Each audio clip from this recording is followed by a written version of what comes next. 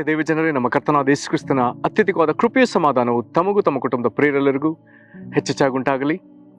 ಹೃದಯಂಗಮ ಮಾತೆನ್ನುವ ಈ ಮುಂಜಾನೆ ವಾಕ್ಯದ ಅಂತ ಸರಣಿಯಲ್ಲಿ ಈ ತಿಂಗಳು ನಾವು ಧ್ಯಾನಿಸ್ತಿರುವಂಥ ವಿಷಯ, ದೇವರು ನಮ್ಮ ಕೂಡ ಇದ್ದಾನೆ. ಈ ದಿನ ನಾವು ಧ್ಯಾನಿಸುವಂಥ ವಾಕ್ಯ ಆದಿಕಾಂಡ 39ನೇ ಅಧ್ಯಾಯ 2ನೇ ವಚನ. ಈ ದಿನ ನಾವು ಧ್ಯಾನಿಸುವಂಥ ದೇವರ ವಾಕ್ಯ ಆದಿಕಾಂಡ 39ನೇ ಅಧ್ಯಾಯ 2 ಮತ್ತು 3ನೇ ವಚನ. ಯೆಹೋವನು ಯೋಸೇಫನ ಸಂಗಡ ಇದ್ದದರಿಂದ ಅವನು ಏಳಿಗೆಯಾಗಿ ಐಗುಪ್ತನಾದ ತನ್ನ ದಣಿಯ ಮನೆಯೊಳಗೆ ಸೇವಕನಾದನು. ಯೆಹೋವನು ಯೋಸೇಫನ ಸಂಗಡವಿದ್ದು ಅವನು ಮಾಡುವ ಕೆಲಸವನ್ನೆಲ್ಲ ಸಫಲವಾಗುವಂತೆ ಮಾಡುತ್ತಾನೆಂದು ಅವನ ದಣಿಯು ತಿಳಿದು ಅವನ ಮೇಲೆ ದಯೆ ಇಟ್ಟು. ಈ ವಾಕ್ಯವನ್ನು ಗ್ರಹಿಸೋದಕ್ಕೆ ಶಕ್ತರಾಗುವಂತೆ ದೇವರು ತಾನೇ ತನ್ನ ಆತ್ಮನ ಮೂಲಕ ನಮಗೆ ತನ್ನ ವಿಶೇಷವಾದ ಗ್ರಹಿಕೆಯನ್ನು ಅನುಗ್ರಹಿಸಲಿ. ಕರ್ತನಲ್ಲಿ ಪ್ರೀತಿಯುಳ್ಳ ದೇವಜನರೇ, ಒಂದು ವಿಶೇಷವಾದ ದೇವರ ವಾಕ್ಯವನ್ನು ನಾವು ಓದಿದ್ದೇವೆ.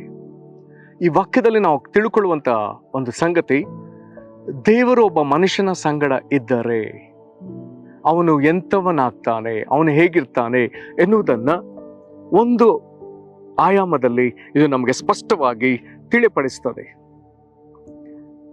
ಇಲ್ಲಿ ಮೊದಲು ಹೇಳ್ತದೆ 2ನೇ ವಚನದಲ್ಲಿ ಯೋಸೇಫನ ಕುರಿತು. ಆದಿಕಾಂಡದಲ್ಲಿ ಯೋಸೇಫ ಎನ್ನುವಂತ ಒಬ್ಬ ವಿಶೇಷ ವ್ಯಕ್ತಿ ಬರ್ತಾನೆ. ಆದಿಕಾಂಡದಲ್ಲಿ ಕೆಲವು ಪ್ರಮುಖರಿದ್ದಾರೆ. ಅಬ್ರಹಾಮ್, ಇಸಾಕ್, ಯಾಕೋಬ ಆದ್ಮೇಲೆ ಯಾಕೋಬನ 12 ಮಂದಿ ಮಕ್ಕಳಲ್ಲಿ 11ನೇವನು ಯೋಸೇಫ. ಇವನ ಕುರಿತಾದ ಒಂದು ಸುದೀರ್ಘ ಚರಿತ್ರೆ ನಮಗೆ ಆದಿಕಾಂಡ ಪುಸ್ತಕದಲ್ಲಿ ಸಿಗ್ತದೆ. ಅವನ ಕುರಿತಾದ ವಿಷಯವಿದು.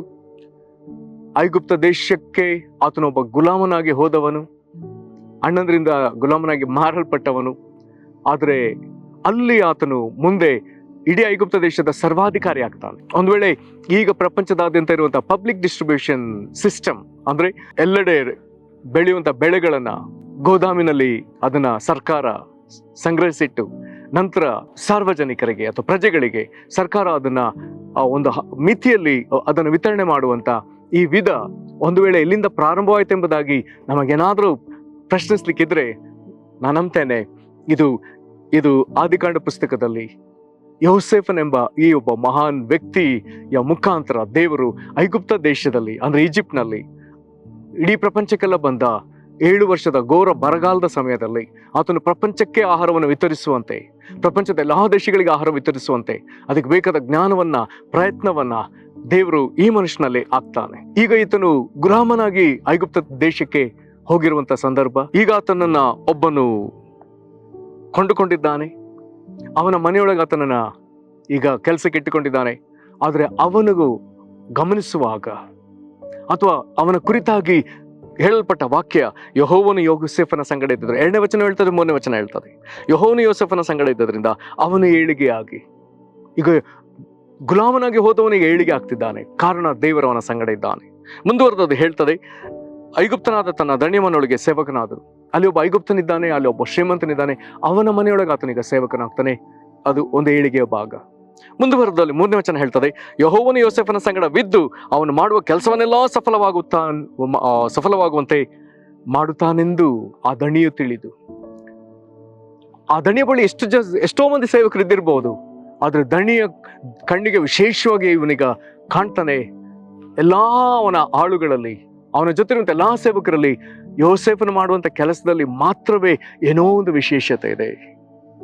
ಯೋಸೇಫನು ಮಾಡುವಂತ ಕೆಲಸವೆಲ್ಲವೂ ಅದು ಸಫಲವಾಗ್ತಾ ಇದೆ. ಇದನ್ನ ಯೋಸೇಫನ ಯಜಮಾನ ಅದನ್ನ ಗುರುತಿಸ್ತಾನೆ.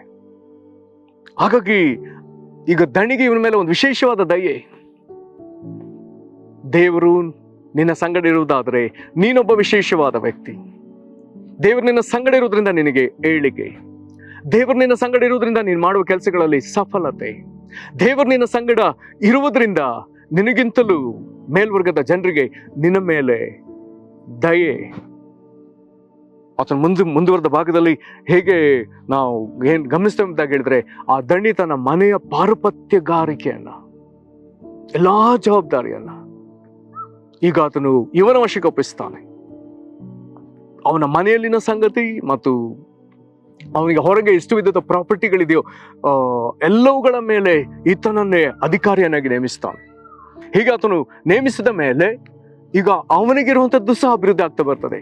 ಹಾಗಾದ್ರೆ ನೀನು ಹೇಗೆ ವಿಶೇಷವಾದ ವ್ಯಕ್ತಿ, ದೇವರು ನಿನ್ನ ಸಂಗಡ ಇರುವುದಾದರೆ ನಿನ್ನೊಳಗೂ ಏಳಿಗೆ, ನೀನು ಎಲ್ಲಿದೆಯೋ ನಿನ್ನನ್ನು ಯಾರು ಸೇರಿಸಿಕೊಂಡ್ರು ಅವರಿಗೂ ಅಭಿವೃದ್ಧಿ. ಪ್ರೇರೆ, ಎಂಥ ವಿಷಯ! ದೇವರಿಗಾಗಿ ಪರಿಶುದ್ಧನಾಗಿ ಜೀವಿಸುವುದಕ್ಕಾಗಿ ಯೋಸೇಫನು ತನ್ನನ್ನು ದೇವರಿಗೆ ಬಿಟ್ಟುಕೊಟ್ಟಿದ್ದಾನೆ. ಈಗ ದೇವರು ಅವನ ಸಂಗಡ ಇರುವುದಕ್ಕಾಗಿ ತಾನೇ ಈಗ ದೇವರು ಅವನಿಗೆ ತನ್ನನ್ನೇ ದೇವರು ತನ್ನನ್ನು ಅವನಿಗೆ ಕೊಟ್ಟಿದ್ದಾನೆ. ದೇವರು ತನ್ನ ಜೀವಿತವನಿಗೆ ಯೋಸೇಫನಿಗೆ ಕೊಟ್ಟಿದ್ದಾನೆ. ಎಂಥ ವಿಚಿತ್ರವಾದ ವಿಷಯ! ನಾನು ಈ ಮಾತು ಕೇಳಿಸ್ಕೊಳ್ಳೋದಕ್ಕೆ ಒಂದು ರೀತಿ ಅನ್ನಿಸ್ಬಹುದು, ಅಥವಾ ದೇವರು ನಮ್ಮ ಸಂಗಡ ಇದ್ದಾನೆ ಎಂಬುದಾಗಿ ಹೇಳಿದ್ರೆ, ದೇವರಿಗೆ ನಮ್ಮ ಸಂಗಡ ಇರುವುದಕ್ಕಾಗಿ ಆತನು ಬಂದಿದ್ದಾನೆ, ನಿನ್ನ ಸಂಗಡ ಇರುವುದಕ್ಕಾಗಿ ಆತನು ಬಂದಿದ್ದಾನೆ. ಕರ್ತನಲ್ಲಿ ಪ್ರೀತಿಯುಳ್ಳ ದೇವ ಜನರೇ, ಹಾಗಾದ್ರೆ ಯೋಸೇಫನಿಗೆ ದೇವರು ಯಾವ ರೀತಿ ಮನ ಮರುಗಿದ್ನೋ, ಈತನ ಪಕ್ಷಪಾತವಿಲ್ಲದ ದೇವರು, ಹಾಗಾದ್ರೆ ಆತ ನಿನಗಿದ್ದಾನೆ. ಅವನಿಗೆ ಏಳಿಗೆ ತಂದಿದ್ರೆ ಆತ ನಿನಗೂ ಏಳಿಗೆಯನ್ನು ತರ್ತಾನೆ. ಆತನೊಂದಿಗೆ ಆತನಿರುವುದಾದ್ರೆ ಆತ ನಿನ್ನೊಂದಿಗಿದ್ದಾನೆ. ಆತನು ಮಾಡುವ ಕಾರ್ಯವನ್ನೆಲ್ಲ, ಯೋಸೇಫನ ಮಾಡುವ ಕಾರ್ಯಗಳನ್ನೆಲ್ಲ ದೇವರು ಸಫಲಪಡಿಸಿದ್ರೆ, ನೀನು ಮಾಡುವ ಕಾರ್ಯಗಳನ್ನು ಆತನು ಸಫಲಪಡಿಸ್ತಾನೆ. ಯೋಸೇಫನ ಮೇಲೆ ಅವನ ಮೇಲ್ವರ್ಗದ ಅಧಿಕಾರಿಗಳಿಗೆ ದಯನುಟ್ಟಿಸಿರುವುದಾದ್ರೆ, ದೇವರು ನಿನ್ನ ಸಂಗಡ ಇರುವುದಾದ್ರೆ, ನಿನ್ನ ಅಧಿಕಾರಿಗಳು, ನಿನ್ನ ಮೇಲಿರುವವರು ಅವನಿಗೆ ದಯೆ ತೋರಿಸ್ತಾರೆ. ಅವನಿಗೆ ದಯೆ ತೋರಿಸಿ ನಿನಗೆ ಅಧಿಕ ಜವಾಬ್ದಾರಿಗಳನ್ನ ಕೊಡ್ತಾರೆ. ನೀನು ಆ ಜವಾಬ್ದಾರಿಗಳೊಳಗೆ ಹೋಗುವಾಗ ದೇವರು ಅವರು ನಿನಗೆ ದಯೆ ತೋರಿದ್ರಿಂದ ಅವರಿಗಿರುವಂಥದ್ದೆಲ್ಲವೂ ಅಭಿವೃದ್ಧಿ ಆಗ್ತದೆ. ಕರ್ತನಲ್ಲಿ ಪ್ರೀತಿಯುಳ್ಳ ದೇವ ಜನರೇ, ಎಂಥ ಸೊಗಸಾದ ವಿಷಯ! ಇಂಥ ದೇವರು ನಿನ್ನ ಸಂಗಡ ಇರುವುದಕ್ಕಾಗಿ ದೇವರಿಗೆ ಸ್ತೋತ್ರ. ಆತ ನಿನ್ನನ್ನು ವಿಶೇಷವಾಗಿ ಆಶೀರ್ವದಿಸಲಿ. ದೇವರ ಬಳಿ ಕುಳಿತು, ದೇವರೇ, ಯೋಸೇಫನೊಂದಿಗಿದ್ದ ಹಾಗೆ ನನ್ನ ಸಂಗಡಲೂ ನೀನು ಇರು ಎಂಬುದಾಗಿ ನೀನು ದೇವರ ಸಂಗಡ ಕುಳಿತು ಆತನನ್ನ ಕಾಡು. ದೇವರೇ, ಯೋಸೇಫನಿಗೆ ನೀನು ಎರಗಿದಂತೆ ನನಗೂ ಎರಗಬೇಕು. ಆತನೊಂದಿಗೆ ನೀನು ದೂರದ ದೇಶದಲ್ಲಿ ಅವನ ಸಂಗಡಲೇ ನೀನಿದ್ದ ಹಾಗೆ ನೀನು ಯಾವಾಗಲೂ ನನ್ನ ಸಂಗಡಲ್ಲಿರಬೇಕು. ಆತನು ಪರಿಶುದ್ಧತೆಯನ್ನು ಕಾದುಕೊಂಡಿದ್ದಾನೆ, ನಾನು ಕಾದುಕೊಳ್ಳುವುದಕ್ಕೆ ನಾನು ಒಪ್ಪಿಸಿಕೊಡ್ತಾನೆ. ಆತನ ಸಂಗಡ ಇದ್ದ ಹಾಗೆ ನನ್ನ ಸಂಗಡಲೂ ಇದ್ದು ನನಗೆ ಏಳಿಗೆಯನ್ನ, ನೀನು ನನ್ನ ಸಂಗಡಲಿದ್ದು ನನಗೂ ಏಳಿಗೆಯನ್ನ, ಸಫಲತೆಯನ್ನ, ಅಧಿಕಾರಿಗಳ ದಯೆಯನ್ನ, ನನ್ನ ನಿಮಿತ್ತ ಇತರರಿಗೆ ಆಶೀರ್ವಾದವನ್ನ ನೀನು ಕೊಡು ಸ್ವಾಮಿ. ನನ್ನ ಜೀವಿತ ಇಂಥದ್ದಾಗಿ ಮಾರ್ಪಡಲಿ ಎಂಬುದಾಗಿ ಅವಶ್ಯವಾಗಿ ಪ್ರಾರ್ಥಿಸಲಿ. ದೇವರು ಈ ವಿಧದಲ್ಲಿ ಯೋಸೇಫನಿಗೆ ಮನಮರುಗಿದ ವಿಧದಲ್ಲಿ ನಿನಗೂ ಮನಮರುಗುವಂತೆ ವಾಕ್ಯವು ಕೊಡಲ್ಪಟ್ಟಿರುವುದರಿಂದ ದೇವರು ನಿನ್ನೊಂದಿಗೆ ಈ ವಿಧದಲ್ಲಿ ಇರುವುದಕ್ಕಾಗಿ ದೇವರನ್ನ ಪ್ರಾರ್ಥನೆ ಮಾಡೋಣ. ಮಹಾಕೃಪೆಯ ಪರಲೋಕ ತಂದೆ, ಯೋಸೇಫನ ದೇವರೇ, ದೂರದ ದೇಶಕ್ಕೆ ಗುಲಾಮನಾಗಿ ಮಾರಲ್ಪಟ್ಟವನನ್ನ ಕರ್ತನೆ, ಈಗ ಒಬ್ಬ ಶ್ರೀಮಂತನ ಮನೆಯಲ್ಲಿ ಆತನಿಗಿರುವ ಎಲ್ಲಾ ಸಂಗತಿಗಳ ಮೇಲೆ ಒಬ್ಬ ದೊಡ್ಡ ಅಧಿಕಾರಿಯನ್ನಾಗಿ ನೇಮಿಸ್ತಿರುವಂತ ದೇವರೇ, ನೀನು ಯೋಸೇಫನ ಸಂಗಡ ಇದ್ದಂತ ದೇವರು, ಆತನಿಗೆ ಏಳಿಗೆಯನ್ನು ಕೊಟ್ಟ ದೇವರು, ಆತನಿಗೆ ಸಫಲತೆ ಕೊಟ್ಟ ದೇವರು, ಆತನ ಅಧಿಕಾರಿಗಳ ಹೃದಯದಲ್ಲಿ ಆತನಿಗೆ ದಯೆ ದೊರಕಿಸಿದ ದೇವರು, ಆತನಿಗೆ ಅಧಿಕ ಜವಾಬ್ದಾರಿಗಳನ್ನು ಒದಗಿಸಿದ ದೇವರು. ಅದರ ನಿಮಿತ್ತವಾಗಿ ನೀನು ಯೋಸೇಫನ ಸಂಗಡ ಇದ್ದರ ನಿಮಿತ್ತವಾಗಿ ಯೋಸೇಫನನ್ನು ಯಾರು ಸೇರಿಸಿಕೊಂಡು ದಯೆ ತೋರಿಸಿದ್ರು ಅವರಿಗೆ ಅಭಿವೃದ್ಧಿಯನ್ನು ಕೊಟ್ಟ ದೇವರು. ದೇವರೇ, ಯೋಸೇಫನೊಂದಿಗಿದ್ದ ವಿಧದಲ್ಲಿ ನೀನು ದಯಮಾಡಿ ನಮ್ಮೊಂದಿಗಿರಬೇಕೆಂದು ನಾವು ಪ್ರಾರ್ಥಿಸ್ತೇವೆ. ಕರ್ತನೆ, ಈ ಒಂದು ಹಂತ ನಾವು ತಲುಪುವುದಕ್ಕೆ ನಮಗೆ ದಯಮಾಡಿ ಸಹಾಯ ಮಾಡ್ರಿ. ನಿನ್ನ ಮಕ್ಕಳೊಂದಿಗೆ ನೀನಿದ್ದು ಈ ದಿನಗಳಲ್ಲಿ ಇಂಥ ಕಾರ್ಯವನ್ನು ಪ್ರಕಟಿಸಿರಿ ಸ್ವಾಮಿ. ಕರ್ತನೆ, ನಮ್ಮಲ್ಲಿ ನಾವು ಸೋತು ಹೋದವರು ಅನೇಕರಿದ್ದೇವೆ ಸ್ವಾಮಿ. ನಮ್ಮ ಜೀವಿತಗಳಲ್ಲಿ ನೀನು ಈ ವಿಧದಲ್ಲಿ ಕಾರ್ಯ ಮಾಡು. ನಮ್ಮ ನಿನ್ನ ಕರಗಳಿಗೆ ಒಪ್ಪಿಸ್ತೇವೆ. ದಯಮಾಡಿ ನಮಗಾಗಿ ನೀನು ಎರಗು ಸ್ವಾಮಿ. ನಮ್ಮ ನಿನ್ನ ಕರಗಳಿಗೆ ಒಪ್ಪಿಸಿಕೊಡುತ್ತೇವೆ. ನಿನಗೆ ಮಹಿಮೆ ಆಗಲಿ. ಯೇಸು ಕ್ರಿಸ್ತನ ಹೆಸರಲ್ಲಿ ಬೇಡ್ದೇವೆ ನಮ್ಮ ತಂದೆಯೇ, ಆಮೇನ್. ದೇವರು ನಿಮ್ಮ ಸಂಗಡ ಇರುವುದಕ್ಕಾಗಿ ವಿಪರೀತವಾಗಿ ಪ್ರಾರ್ಥಿಸಿ ಆತನನ್ನ ನೀವು ಗಟ್ಟಿಯಾಗಿ ಹಿಡಿದುಕೊಳ್ಳ್ರಿ.